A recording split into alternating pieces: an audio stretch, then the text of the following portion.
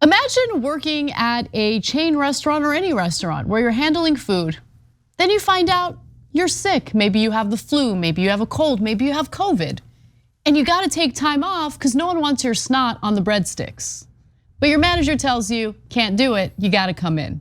That's what happened with one manager, and he was eventually fired for what he was telling his workers. And that's actually one of the rare instances where there's a positive update to the story.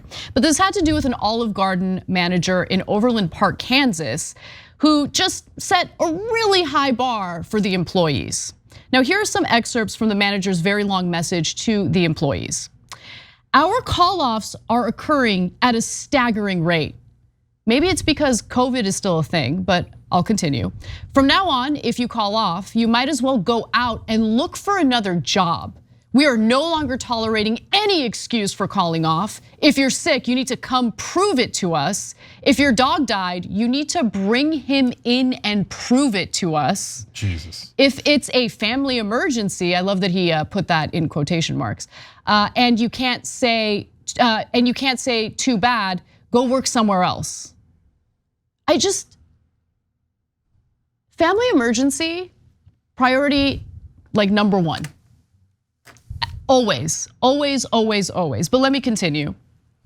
Do you know in my 11 and a half years at Darden, I should note Darden owns Olive Garden, how many times I called off? 0. I came in sick. Boom, that's all. That admission, you should be fired on that alone. But he continues, I got in a wreck literally on my way to work one time. Airbags went off and my car was totaled. But you know what? I made it to work on time. There are no excuses. I mean, this guy, and look, they're not releasing what his name is. He sounds like a massive loser, like honestly, okay? The world isn't gonna end if you show up late after you were in a car wreck. Using that as an example to pressure people to come in when they might be ill, when they might have a family emergency, when there might be other issues is ridiculous. And let me just note, we're talking about a manager here, all right?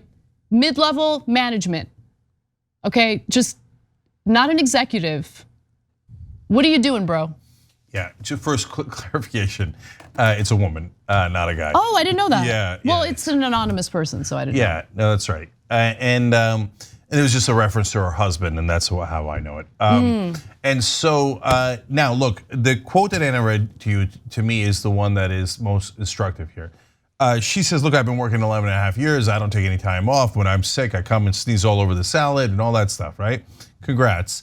But remember, you're a manager, so you get paid more, right? So like Elon Musk does this too, and we'll talk about that later in the show, but like, why aren't you working as hard as I am? Well, dude, I don't have $200 billion, okay? Like you pay me $200 billion, I'll work as hard as you, okay? So in this case, she's saying, hey, why don't you work when you're sick, work beyond your hours, but why? Like, okay, maybe they can get promoted to manager, that's good, and I love hard work. I 100% believe in hard work, right?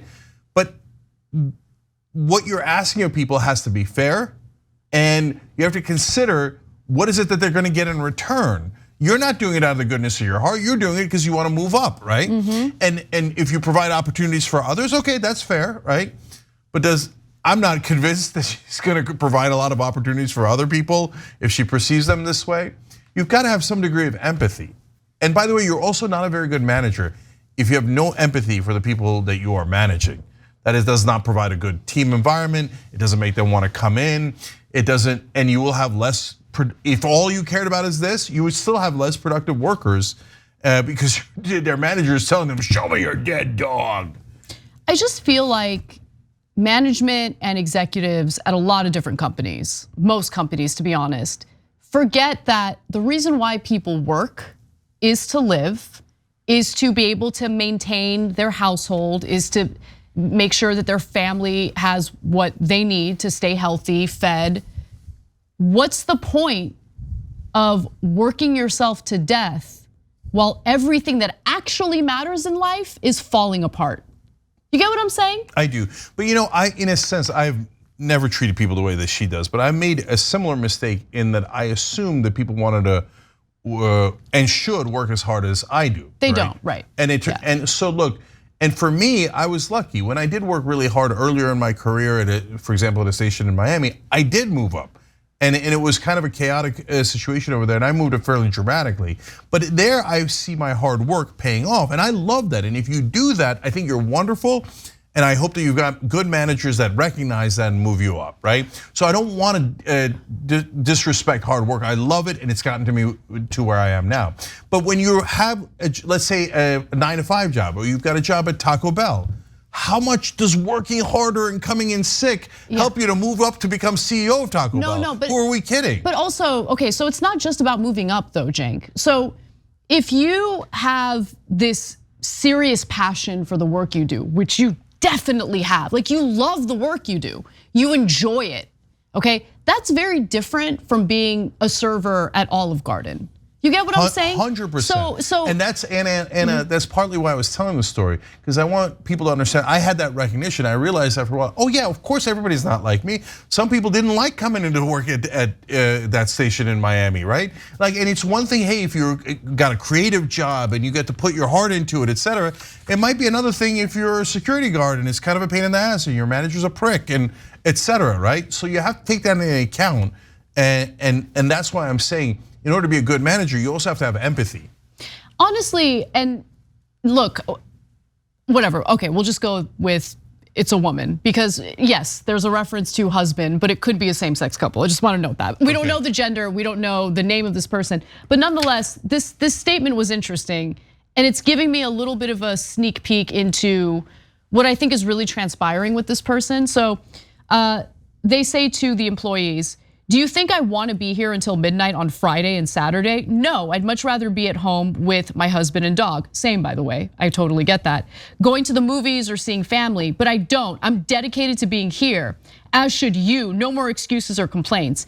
It seems like this person has applied this insane standard and pressure to themselves and is kind of grumpy about it. Yep. And is like lashing out at the employees because of the poor decisions this person has made about their own life.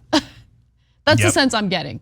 So anyway, so what's the update to the story? Well, an Olive Garden spokesperson confirmed to Insider that the manager has been let go.